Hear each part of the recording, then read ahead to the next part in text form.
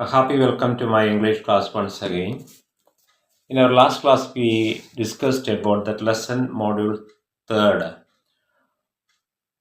an astrologer's day, a lesson by R.K. Narayan for the NIOS plus 2 students. നമ്മൾ NIOS വിദ്യാർത്ഥികൾക്ക് lesson number 3യിൽ an astrologer's day എന്നുള്ള പാഠമാണ് ചർച്ച ചെയ്തുകൊണ്ടിരിക്കുന്നത്. അതിൽ ഫസ്റ്റ് പാർട്ട് ഒരു വീഡിയോ നമ്മൾ ചെയ്തിട്ടുണ്ട്. അപ്പോൾ ഇവിടുന്ന് അങ്ങോട്ട് ഇനിയും ഫസ്റ്റ് പാർട്ട് കേൾക്കാത്തവർ അത് കേട്ടതിന് ശേഷം മാത്രമേ സെക്കൻഡ് പാർട്ട് കേട്ടിട്ട് കാര്യമുള്ളൂ എന്ന് ശ്രദ്ധിച്ചിരിക്കുക. Here the narrator or the story teller has been describing the life an astrologer's. ഒരു അസ്ട്രോളജിയുടെ ജീവചരിത്രമാണ് ഇവിടെ പറയുന്നത്. അത് നമ്മൾ കുറച്ച് എടുത്തു വെച്ചിട്ടുണ്ട്. ഇന്ന് അതിൻ്റെ തുടർഭാഗങ്ങളാണ് നമ്മൾ ചർച്ച ചെയ്യുന്നത്. അതായത് അട്രാക്ട് ദ ഹോൾ ടൗൺ വരെയാണ് നമ്മൾ നിർത്തിയത്. തികച്ചും തിക്കും തിരക്കുമുള്ള ഒരു തമിഴ്നാടൻ ഉൾഗ്രാമ ടൗൺഷിപ്പാണ് ഇവിടെ സ്റ്റോറിയുടെ ബാക്ക്ഗ്രൗണ്ട് സെറ്റ് ചെയ്തിരിക്കുന്നത്. അവിടെ ഒരു ചന്തയിൽ പോകുന്ന റോഡിൽ അല്ലെങ്കിൽ ഒരു ടൗൺ ഹാൾ പാർക്കിലേക്ക് പോകുന്ന റോഡിൽ പലവിധ കച്ചവടക്കാർ തമ്പടിച്ചു കൂടിയതിൻ്റെ ഇടയിൽ ഒരു ജ്യോത്സ്യരും തൻ്റെ ജോലി സൗകര്യാർത്ഥം റോഡ് സൈഡിൽ ഒരു ബാനറൊക്കെ കെട്ടി തൻ്റെ ഈ കവടി കുരു നിരത്തുന്ന പലകയും അതുമാതിരി കവടിയുടെ ഒരു സഞ്ചിയും എല്ലാ സാമഗ്രികളും വെച്ചുകൊണ്ട് ജ്യോത്സ്യം അതുവഴി കടന്നു പോകുന്ന ബൈപ്പാസസിൻ്റെ ഭൂതം വർത്തമാനം ഭാവി ഇവ പറഞ്ഞു കൊടുക്കുന്നതിന് വേണ്ടി സുസജ്ജമായിരിക്കുന്നു. അവിടെ വഴിയോരങ്ങളിൽ പലവിധ കച്ചവടക്കാരെ കുറിച്ച് പറയുന്നു. അവിടെയാണ് നമ്മൾ നിർത്തിയത്. നെക്സ്റ്റ് ടെക്സ്റ്റ് അടുത്ത് വെച്ചിട്ട് വേണം നമ്മൾ ക്ലാസ് എടുക്കുമ്പോൾ അതിൻ്റെ അടുത്തിലൂടെ നിങ്ങൾക്ക് ഓരോ വരികളും ശ്രദ്ധിക്കാനും. നോക്കൂ, നെക്സ്റ്റ് ടു ഹിം, അദ്ദേഹത്തിൻ്റെ തൊട്ടടുത്ത്, നെക്സ്റ്റ് ടു ഹിം എ വോസിഫറസ്നെസ് എന്ന് പറഞ്ഞാൽ ബഹളം അല്ലെങ്കിൽ കോലാഹലം, ഒരു വോസിഫറസ്നെസ് നമുക്ക് കാണാം. കെയിം വരുന്നു, a vendor of fried groundnut. നമുക്ക് ഏത് ചന്തയിൽ പോയാലും കാണുന്ന ഒരു കാഴ്ചയാണ് ഈ ഒരു ചട്ടിയിൽ കടല വറക്കുന്ന, അങ്ങനെ കൊട്ടിക്കൊണ്ട് കോലാഹലം ഉണ്ടാക്കുന്ന ഒരു വെൻഡർ, മീൻ ഒരു കച്ചവടക്കാരൻ. അത് ഗ്രൗണ്ട് നട്ട് സെയിൽ ചെയ്യുന്ന ഒരു വിധമാണ് അല്ലേ. കപ്പലണ്ടി വറക്കുക, ആ ചട്ടിയിലൊക്കെ ഇടയ്ക്ക് കൊട്ടി ബഹളമൊക്കെ ഉണ്ടാക്കുന്ന ഒരു വ്യക്തി. ഇദ്ദേഹം തമ്പടിച്ചതിൻ്റെ തൊട്ടപ്പുറത്ത് തന്നെ ഒരു കടല വറക്കുന്ന ഒരു കച്ചവടക്കാരനുമുണ്ട്. അവനാകട്ടെ ഗാവ് ഹിസ് വെയേഴ്സ് ഫാൻസി നെയിം, തൻ്റെ കടലകൾക്ക് വിചിത്രമായ പേരുകൾ വിളിച്ചു പറയുന്നവർ. കടല തന്നെയാണ്, പക്ഷേ എങ്കിലും അദ്ദേഹം ഇന്നൊരു പേര് പറയും, നാളെ ഒരു പേര് പറയും അദ്ദേഹത്തിൻ്റെ കടല. അങ്ങനെ to attract the passers by, അതുവഴി കടന്നു പോകുന്നവരെ ആകർഷിക്കാൻ വേണ്ടി അദ്ദേഹം പലവിധ പേരുകൾ വിളിച്ചു പറയും. വെയർ മീൻ വിൽക്കാനുള്ള സാധനത്തിന് ware of fancy name each day, ഓരോ ദിവസവും ഓരോ ഫാൻസി പേരുകളാണ് തൻ്റെ കടലയ്ക്കാൾ വിളിച്ചു പറയുക. കാളിങ് വിളിക്കുന്നു, അറ്റ് ബോംബെ ഐസ്ക്രീം എന്ന് വിളിക്കും വൺ ഡേ. ഒരു ദിവസം ബോംബെ ഐസ്ക്രീം എന്ന് പറഞ്ഞ് ഒരു ദിവസം കൂക്കി വിളിച്ച് തൻ്റെ കടല വെക്കും. അല്ല, അത് കേട്ട് ചെല്ലുന്നവർക്ക് കിട്ടുന്ന എന്താ, നിലക്കടലയാണ്.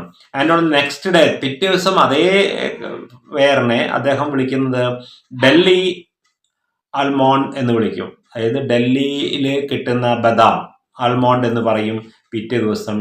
And on the third day, മൂന്നാമത്തെ ദിവസം അദ്ദേഹം രാജാസ് ഡെലിക്കസി എന്നൊക്കെ വിളിച്ചു പറയും. ഇങ്ങനെ രാജാവിൻ്റെ ഏറ്റവും പ്രിയപ്പെട്ട മധുരപലഹാരം എന്നൊക്കെ പറയും. And so on and so on, അങ്ങനെ ആൻഡ് സോ ഓൺ ഫോർത്ത്, അങ്ങനെ മുമ്പോട്ട്. And the people flocked at him, ചുരുക്കി പറഞ്ഞ ജനങ്ങൾ ആ കടലക്കാരൻ്റെ ചുറ്റുഭാഗം ഇങ്ങനെ തേനീച്ച പോലെ പൊതിഞ്ഞു നിൽക്കും. അയാൾ വിൽക്കുന്നത് കേവലം കടലയാണ്, പക്ഷെ എങ്കിലും അയാൾ പലവിധ പേരുകൾ വിളിച്ചു പറഞ്ഞ് അതുവഴി പോകുന്ന യാത്രക്കാരെ തൻ്റെ ബിസിനസ്സിൻ്റെ അടുത്തേക്ക് അടുപ്പിക്കുന്ന ഒരു കടല വിൽപ്പനക്കാരൻ. അണ്ടർസ്റ്റാൻഡ്? അപ്പം ഇങ്ങനെ ഈ ചന്തയിൽ ഓരോരോ ചിത്രങ്ങളും നമ്മുടെ കഥാകൃത്ത് നമ്മുടെ മുമ്പിൽ ഇങ്ങനെ clear picture of the town has been Sean here.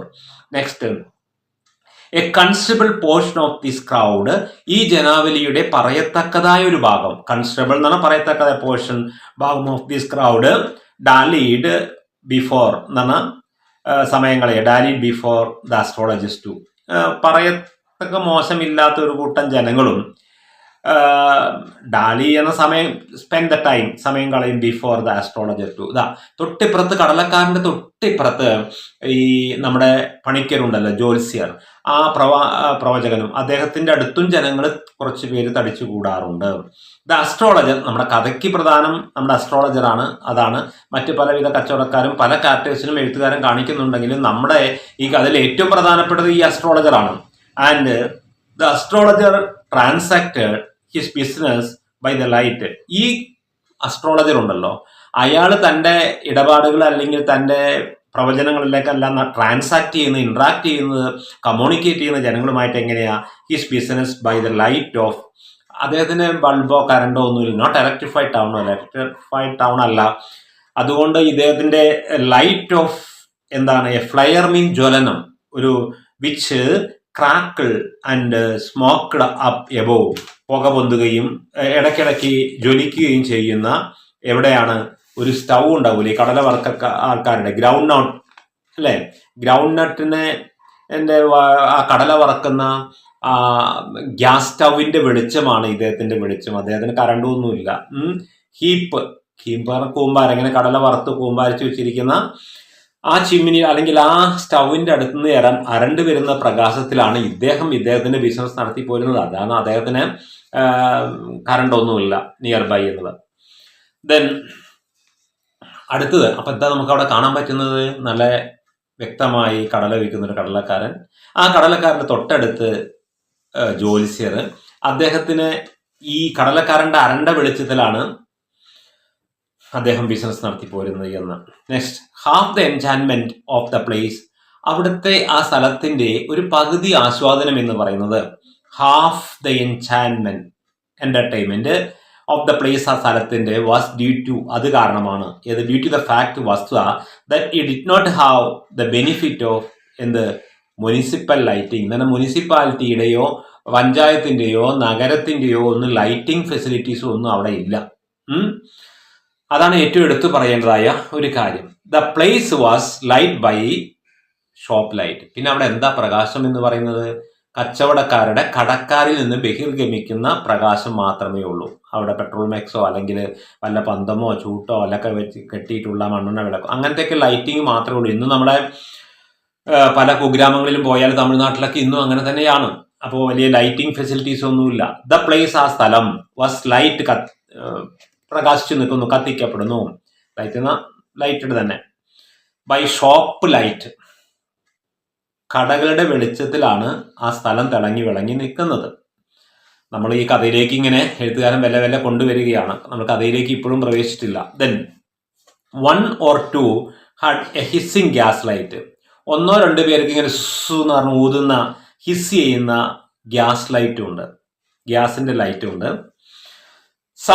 ചിലർക്ക് ഹാഡ് നേക്കഡ് ഫ്ലയേഴ്സ്, എന്താണ്? Stuck on pole. ചിലര് ഒരു പോൾസിൽ, ഒരു മുളയുടെ ദണ്ടിൽ ഇങ്ങനെ തുണി ചുറ്റിയിട്ട് പന്തം, മണ്ണെണ്ണ വിളക്ക്, അതുപോലെ തന്നെ നമ്മളെന്താ അറിയാ, ഈ ഓടക്കുഴലില് മണ്ണെണ്ണ പറന്നിട്ട് തുണി തിരികുക, അതുകൊണ്ട് കത്തിക്കുക.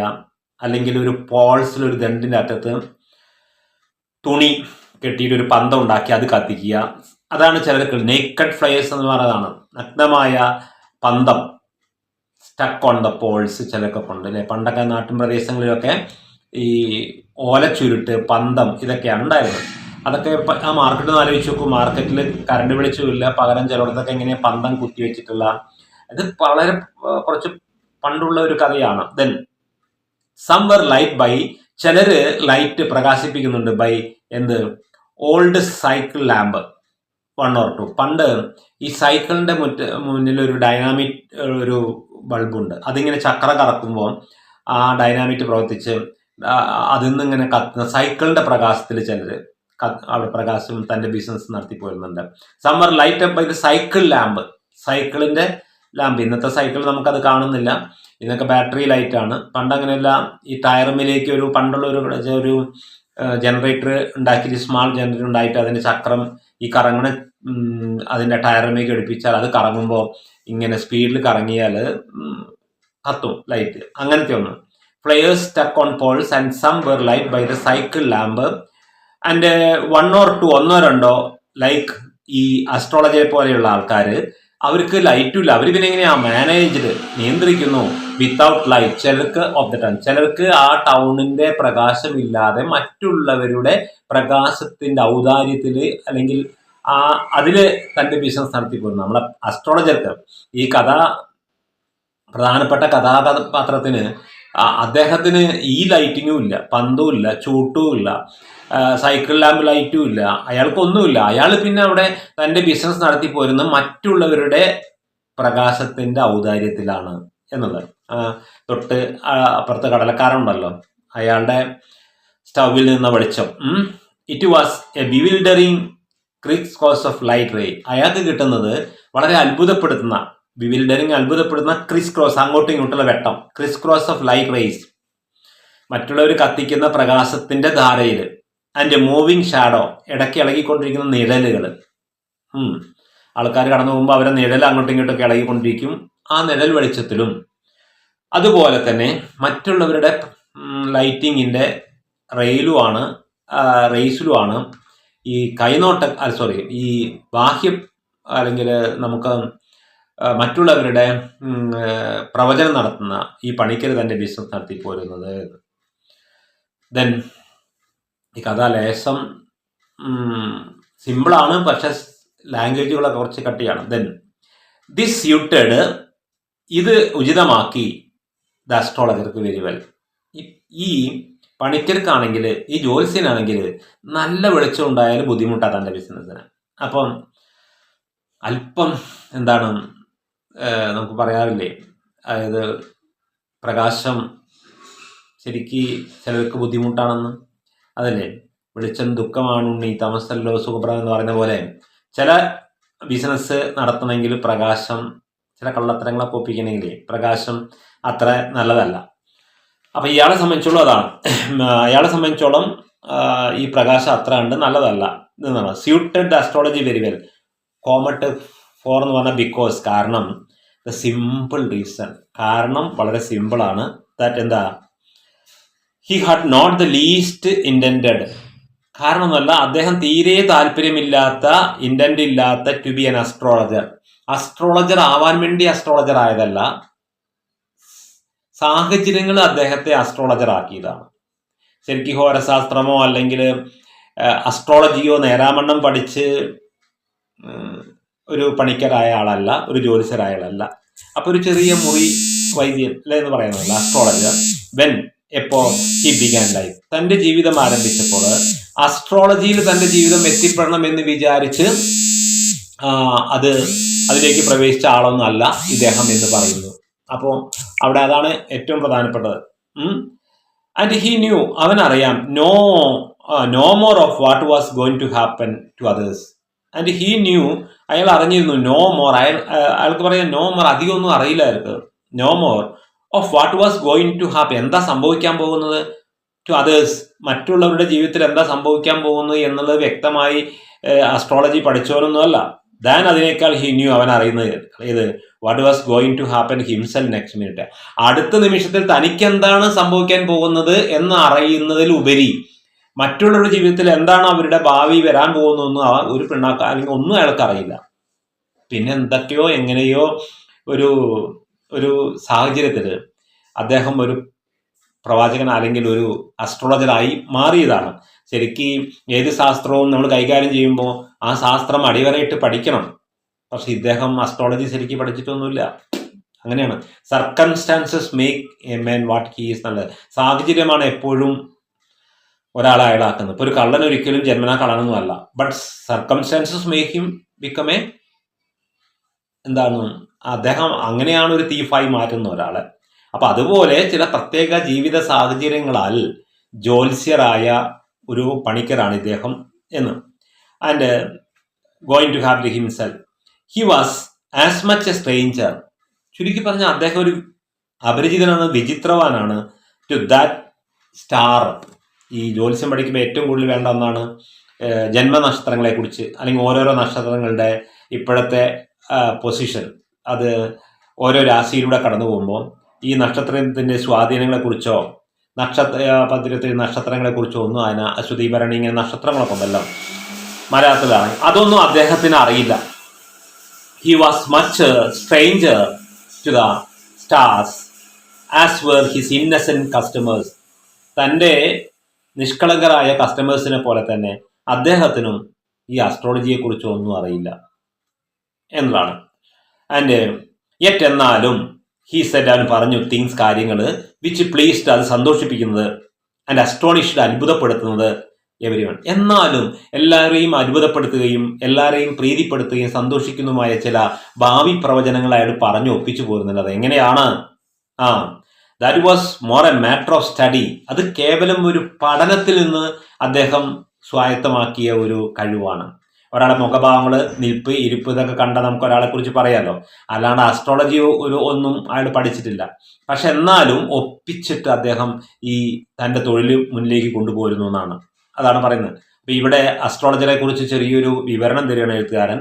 എന്തൊക്കെയോ ചില ജീവിത സാഹചര്യങ്ങളാൽ താൻ ഒരു അസ്ട്രോളജർ ആയതാണ്. പക്ഷെ അസ്ട്രോളജിയെ കുറിച്ച് തനിക്കൊന്നും അറിയില്ല. എന്നാലും അദ്ദേഹം ഈ ബിസിനസ് നല്ലപോലെ നടത്തിപ്പോയിരുന്നു എന്നുള്ളതാണ്. ദാറ്റ് പ്ലീസ് ആണ് രസിക്കുക ആൻഡ് അസ്ട്രോണിഷ് അത്ഭുത പേടിയാണ്. That was more A matter of study. പിന്നെ എങ്ങനെ ഇദ്ദേഹം ചെയ്തു പോകുന്നു ചോദിച്ചാൽ പഠനമായിട്ട്, പ്രാക്ടീസ്, അല്ലേ, പരിശീലനവും. പ്രാക്ടീസ് കൊണ്ട് ചില ആൾക്കാർ ചില കരഗതമാക്കാറുണ്ടല്ലോ. ആൻഡ് ഷൂഡ് ഗസ് വർക്ക്, പിന്നെ കുറച്ച് ഊഹക്കച്ചവടവും, ഗസ് ചെയ്യുക. അത് അങ്ങനെയും ആവാം ഇങ്ങനെയും ആവാം. ഇങ്ങനെയൊക്കെയുള്ള ചില ഗസ് ഊഹങ്ങളുണ്ടല്ലോ. ചില ഊഹങ്ങൾ നടത്തിക്കൊണ്ടും തൻ്റെ കുറേ കാലത്തെ പരിചയം കൊണ്ടും അതുപോലെ പഠനങ്ങളെ കൊണ്ടും ഒക്കെയാണ് അദ്ദേഹം ഒരു ജ്യോത്സ്യനായി പരിണമിച്ചത്. അല്ലാണ്ട് അദ്ദേഹം സയന്റിഫിക്കലായിട്ട് ഒരു അസ്ട്രോളജി പഠിച്ച ഒരു വിദ്വാനൊന്നും അല്ല. ദെൻ ആൾ ദ സെയിം, എന്തൊക്കെയായാലും it was as much A honest man's labour. എന്നാൽ ഈ അസ്ട്രോളജി എന്ന് പറയുന്നത് ഒരു സത്യസന്ധനായ മനുഷ്യന്റെ തൊഴിലാണ്. Honest man's ലാബറാണ്. അസൈനികർ മറ്റേതൊരു തൊഴിലും നമുക്ക് എന്താ വേണ്ടത്? ഹോണസ്റ്റിയാണ്. ഏത് ജോലി നമ്മൾ ചെയ്യുകയാണെങ്കിലും സത്യസന്ധത വേണം. അതുപോലെ സത്യസന്ധതയിൽ കൂറ് പുലർത്തേണ്ട ഒരു ജോലി തന്നെയാണ് ഈ അസ്ട്രോളജി. ആൻഡ് ഹി ഡിസർവ്ഡ്, അവൻ അർഹിക്കുന്നു ദ വേജസ്. അതുകൊണ്ട് തൻ്റെ ചെയ്യുന്ന തൊഴിലിനോട് 100% കൂറ് കാണിക്കുന്നതുകൊണ്ട് അദ്ദേഹം തൻ്റെ പ്രതിഫലത്തിനും അർഹിക്കുന്നവനാണെന്ന. ഡിസർവ്ഡ് അർഹിക്കുക, ദ വേജസ് ആണ് പ്രതിഫലം. ഹി ക്യാരിഡ് ഹോം, അവൻ വീട്ടിലേക്ക് കൊണ്ടുപോകും at the end of the day. ഒരു ദിവസം രാവിലെ he will come there right in the morning and he will stay there doing the astrology work and will get a lot of money also. അദ്ദേഹത്തിന് ഒരുപാട് പൈസയും കിട്ടാറുണ്ട് wages ആയിട്ട്. ഈ ജ്യോത്സ്യം പറഞ്ഞു കൊടുക്കുന്നതിന് വേണ്ടി ഇന്നത്തെ പണിക്കന്മാർ അപാര ഫീസാണ് ചുമത്തുന്നത്. അങ്ങനെ ഫീസൊക്കെ വാങ്ങി at the end of the day, വൈകുന്നേരം ഈവനിങ് ആകുമ്പോഴേക്ക് മൂപ്പര് തൻ്റെ ബാഗിൽ നിറയെ പൈസയൊക്കെ സ്വരൂപിച്ച് ഒരു കുഴപ്പമില്ലാത്ത പ്രതിഫലം വാങ്ങി തൻ്റെ വീട്ടിലേക്ക് ആത്മസംതൃപ്തിയോടെ തിരിച്ചു പോകുന്ന ഒരു ജ്യോത്സ്യരുടെ കഥയാണ് നമ്മൾ കേൾക്കാൻ പോകുന്നത്. നമ്മൾ ഇപ്പോഴും കഥയിലേക്ക് പോയിട്ടില്ല. എന്താണ് അസ്ട്രോളജി എന്നും ആ അസ്ട്രോളജിയിൽ ഈ വ്യക്തി എങ്ങനെയാണ് ആ റോഡ് സൈഡ് തൻ്റെ ബിസിനസ് നടത്തിപ്പോരുന്നു എന്നും ഒക്കെയാണ് നമ്മളിപ്പോൾ ഈ പാർട്ട് 1, ഇതോടെ നമ്മുടെ പാർട്ട് 1 ഇവിടെ എൻഡ് ചെയ്യാണ്. ഈ പാർട്ട് എൻഡിൽ പറയുന്നത് സെക്ഷൻ 1, അതായത് സെക്ഷൻ 1 ഇത്തരം കാര്യങ്ങളൊക്കെയാണ് നമ്മൾ ചർച്ച ചെയ്തത്. അപ്പം എന്താണ് നമ്മുടെ കഥയുടെ പ്രധാനപ്പെട്ട പോയിന്റ്സുകൾ? ആർ.കെ. നാരായൺ ഒരു അസ്ട്രോളജറുടെ ജീവചരിത്രമാണ് നമുക്ക് പറഞ്ഞു തരുന്നത്. അദ്ദേഹം ചില പ്രത്യേക സന്ദർഭ സാഹചര്യങ്ങളാൽ ഒരു ജ്യോത്സ്യരായി മാറി ഒരു ബാനർ കെട്ടി ഒരു ബോർഡ് വെച്ച് ഞാൻ നിങ്ങളുടെ ഭൂതവും വർത്തമാനവും ഭാവിയും പ്രവചിച്ചു തരുന്നതാണ് എന്ന് കവടി നിരത്തിക്കൊണ്ട് വഴിയോരത്ത് നിലകൊള്ളുന്ന, എന്നും രാവിലെ അദ്ദേഹം ഇവിടെ വരും. വൈകുന്നേരം കുറേ ആൾക്കാരുടെ പ്രവചനങ്ങളൊക്കെ നടത്തി കിട്ടിയ പൈസയും കൊണ്ട് അദ്ദേഹം വീട്ടിലേക്ക് പോകാറുണ്ടായിരുന്നു. എന്നിട്ട് എന്ത് സംഭവിച്ചു, എന്നിട്ട് കഥയുടെ ബാക്കി എന്താണെന്ന് നമുക്ക് അടുത്ത സെക്ഷനിൽ അടുത്ത വീഡിയോയിൽ ചിന്തിക്കാം. ഓക്കെ, ഒരിക്കൽ കൂടി പറയുന്നു, ഈ കഥയുടെ ആദ്യ ഭാഗം കേൾക്കാത്തവർ അത് കേട്ടതിന് ശേഷം മാത്രം തുടർ ഭാഗം കേൾക്കുക. മാത്രമല്ല, ഈ ക്ലാസ് എടുക്കുമ്പോൾ നിങ്ങൾ ടെക്സ്റ്റ് ബുക്ക് അടുത്ത് വെച്ച് ഓരോ വരിയും അതിൻ്റെ ഒപ്പം ഫോളോ ചെയ്താലേ നിങ്ങൾക്ക് മനസ്സിലാവും. കഥ ലിറ്റിൽ ബിറ്റ് ടഫ്. ഈ കഥ സിമ്പിളാണെങ്കിലും ഒരു ചെറിയ അല്പം ടഫോട് കൂടിയ കഥയാണ്. പക്ഷെ മനസ്സിലായ സിമ്പിൾ കഥയാണ്. അപ്പോൾ ഇത് നമുക്ക് പരീക്ഷയ്ക്ക് ചോദ്യങ്ങളൊക്കെ വരാൻ സാധ്യതയുള്ളൊരു കഥ കൂടിയാണ്. കാരണം നമുക്ക് NIOS +2 ഇംഗ്ലീഷ് സിലബസ് ഈ വർഷം മുതൽ, ഈ ബാച്ച് മുതൽ പുതിയ സിലബസാണ് ഫോളോ ചെയ്യുന്നത്. അതുകൊണ്ട് തന്നെ ഈ ടെക്സ്റ്റ് പുതിയ ബുക്കാണ്. അപ്പോൾ അതുകൊണ്ട് നല്ലോണം ശ്രദ്ധിച്ചിട്ട് വേണം നിങ്ങൾ ഫോളോ ചെയ്യാൻ. പിന്നെ ഒരു കാര്യം പ്രത്യേകം എടുത്ത് പറയട്ടെ, നമുക്ക് നിങ്ങൾ NIOSൻ്റെ +2 രജിസ്ട്രേഷനോ TMAയോ ഇപ്പം ജനുവരി 31 ഉള്ളിൽ നമുക്കറിയാം ട്യൂട്ടർ മാർക്ക് അസൈൻമെൻറ്റ് സബ്മിറ്റ് ചെയ്യേണ്ട ഡേറ്റ് ആണ്. അപ്പോൾ ആർക്കെങ്കിലും ഏതെങ്കിലും വിഷയങ്ങൾക്ക് ഏത് വിഷയത്തിനാണെങ്കിലും നിങ്ങൾക്ക് TMA അഥവാ ട്യൂട്ടർ മാർക്ക് അസൈൻമെൻറ്റ് ഒരു അസൈൻമെൻറ്റ് നമ്മൾ അപ്ലോഡ് ചെയ്ത് കൊടുക്കണം. അത് നിങ്ങളെ കൈപ്പടയിൽ നിങ്ങൾ എഴുതി ഉണ്ടാക്കി അപ്ലോഡ് ചെയ്യണം.